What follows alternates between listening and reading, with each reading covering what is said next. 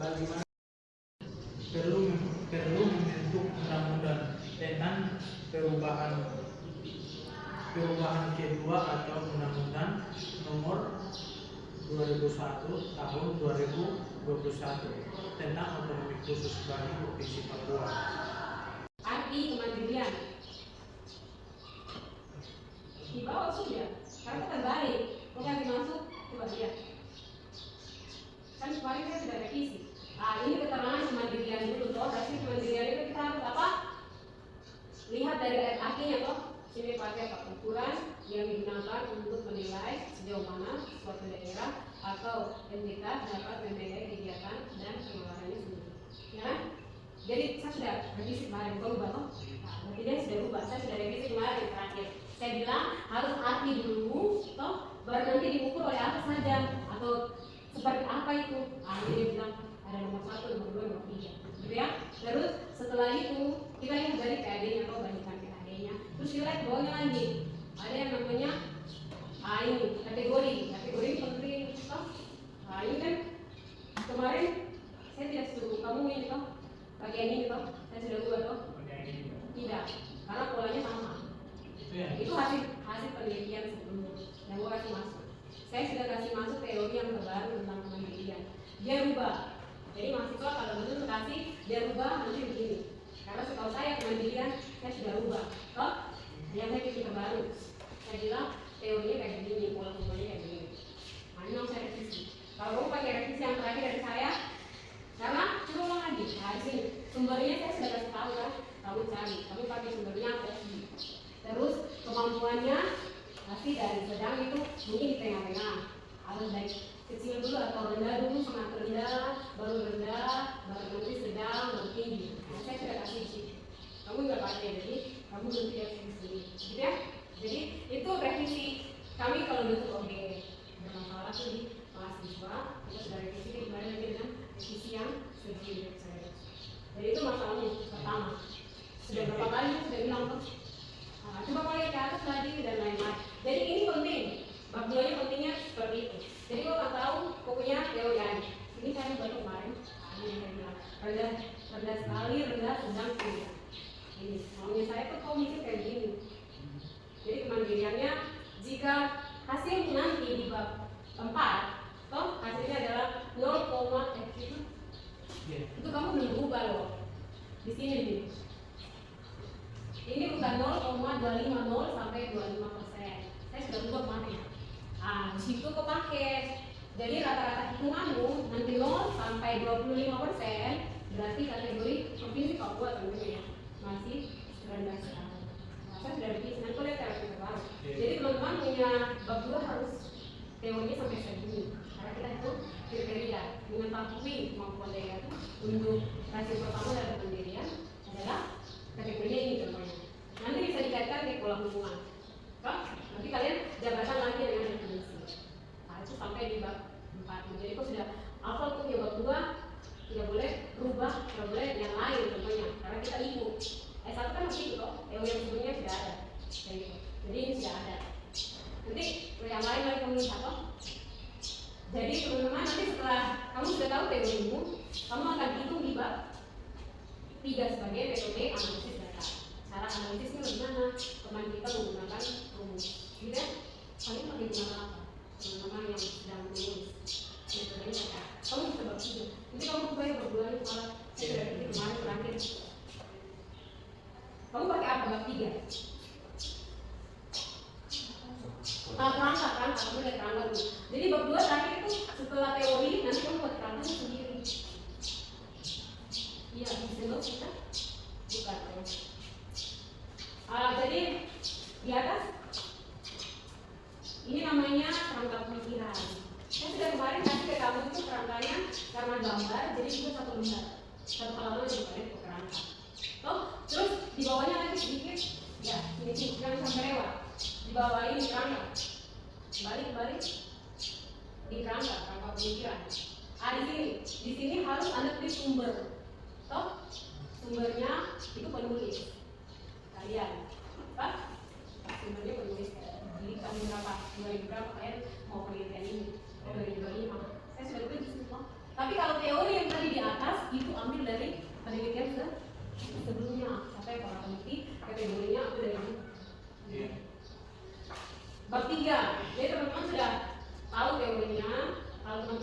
menggunakan metode yang itu tuh SPSS.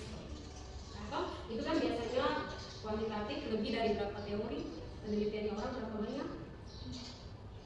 Nanti kalian bandingkan di kerangka dulu, baru dijabarkan kalian punya pemikiran sendiri. Ini kuantitatif ini, dunia kualitatif ya. Kuantitatif. Kuali. Iya kan? Kamu pakai alat uji. Coba aku baca sih kok jenis. Kalau kita bilang kuanti atau kuali, kita lihat dari sini, dari metode. Dia yang pertama adalah jenis dan sumber data. Ini diikuti dari siapa? Penulisan ini, strukturnya dari metode, dari penelitian atau buku panduan yang kalian pilih. Nanti harus disusun sesuai itu. Kalau tidak nanti dengan buku ini suka berubah lagi. Jadi ini pertama ada jenis dari sumber data. Kamu pakai apa sih? Jenisnya apa? Datamu adalah jenis itu di situ. Jenis data yang digunakan dalam data sekunder merupakan data yang tidak dikumpulkan oleh orang lain dan sudah tersedia seperti laporan pemerintah, artikel, jurnal atau data dari Sugiono. Nah, jadi teman-teman untuk jenis data dan sumber data itu harus ditambahkan sedikit lagi ya. Sugiono itu jenis data itu banyak kok, arti data sumber apa. Jadi kalau kemarin ini kita harus datanya laporan keuangan. Tapi kamu harus sebutkan laporan pemerintah itu modelnya kayak gimana yang kamu pakai. Kok tambahkan di situ, yaitu laporan, kok pakai data apa? Data realisasi anggaran. Jadi memang diambil kan bukan yang buat. Data sekunder kan orang lain yang buat, kita tuh ambil. Oke, teman-teman kalau buat data dari data primer, ya silakan buat disusun dulu toh, sebarkan, nanti diolah ya kan. Kalau data sekunder kan tinggal ambil aja datanya. Tinggal minta aja datanya mau nunggu, langsung olah, ya kan? Kalian sudah dari penelitian ya, sudah tahu ya bedanya data sekunder dan data primer. Kamu juga perlu begitu ya.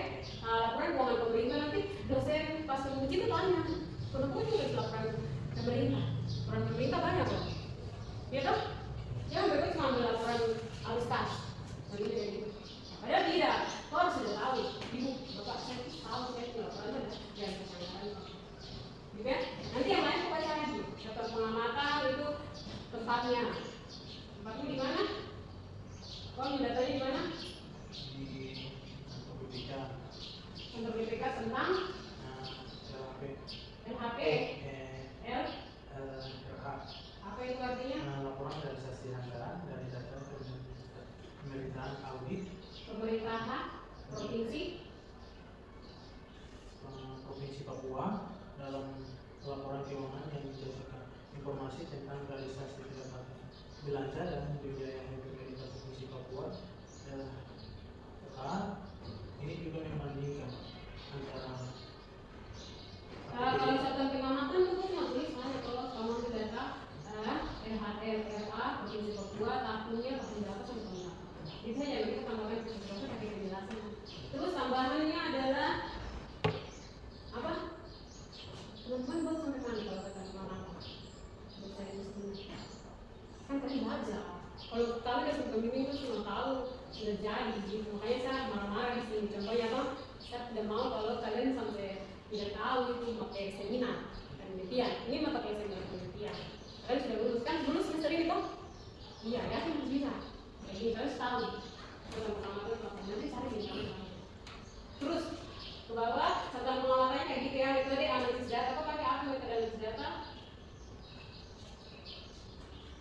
Apa? metode analisis data ini dalam retribusi kuantitatif Kuantitatif atau kualitatif? Kualitatif.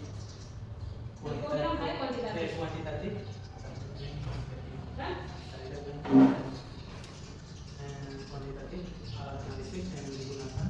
Sudah baca kuantitatif itu tentang apa? Artinya? Artinya kuesioner yang kita ambil laporan dan juga itu berupa data atau wawancara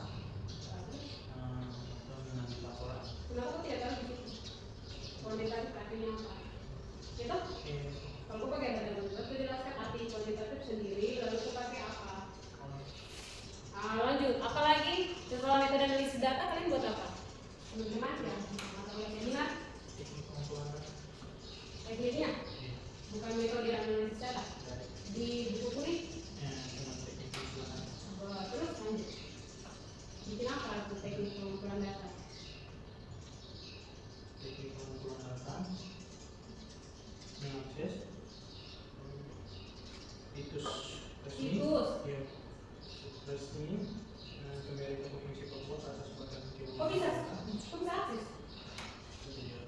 Nah, boleh jadi bisa kan? Jadi yang kau bisa kerjakan, jadi ini teknik itu apa yang kau akan kerjakan. Pertama kau harus bikin apa, terus Yang kedua, meminta dokumen langsung dari instansi. kau pergi bisa? Bisa. Jalan tapi habis sebenarnya harus ujian kalau bisa. Maksudnya aku pergi ke dinasnya, mereka minta ada juga atau tidak. Dinas keuangan yang provinsi Papua itu namanya apa? Keuangan banyak loh. Ada inspektorat, ada Bapeda. Kamu biasa dapat data dari mana? Hah? BPK itu bukan bagian dari provinsi. BPK itu dari perwakilan negara. Oke. Jadi kita bisa kayak pisahkan. Kalau kok kayak dinas keuangan itu tuh BPKAD. BPKAD tuh. Iya, BPKAD yang berbeda kan sama. Hah? Kantornya mana? Karena ini teknik tuh, jadi kok sudah tahu kalau saya tanya gitu ya. Apa? Bapeda kah? BPKAD. Kok akan ambil data di mana sebenarnya? Atau di kantor BPK? Badan Keuangan Daerah. BPK, BKD, BPK. BPK. berarti terbalik tuh, kan gitu. Kalau BPKD bisa ambil, Bapeda bisa ambil, inspektor bisa ambil, tapi kok boleh semua. Kalau aku sudah pergi ke B, itu Badan Keuangan Daerah, BKD, terus BPKD, ya kan? Nah, itu sama tadi ya. Sekarang bisa takut. Kalau beda kok bisa saja kok bisa akses.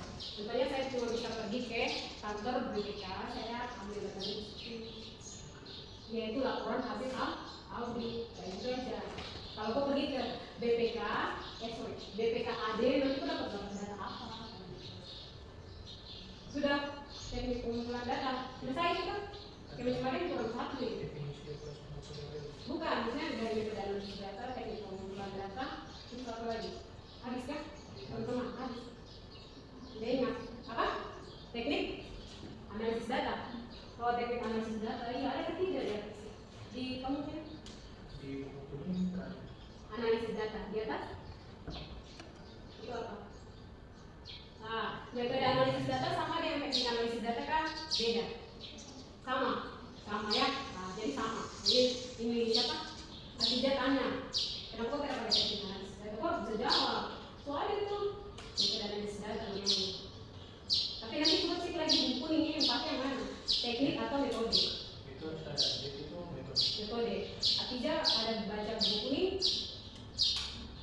Belum. Kalau berarti nanti coba kamu samakan. Jadi dengan metode itu sama. Contohnya yang di referensinya kita. Ini pakai ekonominya. Oke, teman-teman semua berdasarkan buku ini. Ini yang terakhir, dia akan jelaskan di bab 3 kita ikut pedomannya namanya apa? Subnya apa? Bawa lagi. Nah, definisi operasional variabel. Teman-teman sudah buat? Sampai sini terakhir. Kalau kamu lulus mata kuliah seminar, kalau sampai di dosen pembimbing, ini harus ada. Toh? Jadi kembali lagi. Lihat referensi sebelumnya definisi operasional variabel itu dibuat kayak gimana. Ya, kalau kamu punya kamu kayak gimana? Variabelnya ada berapa?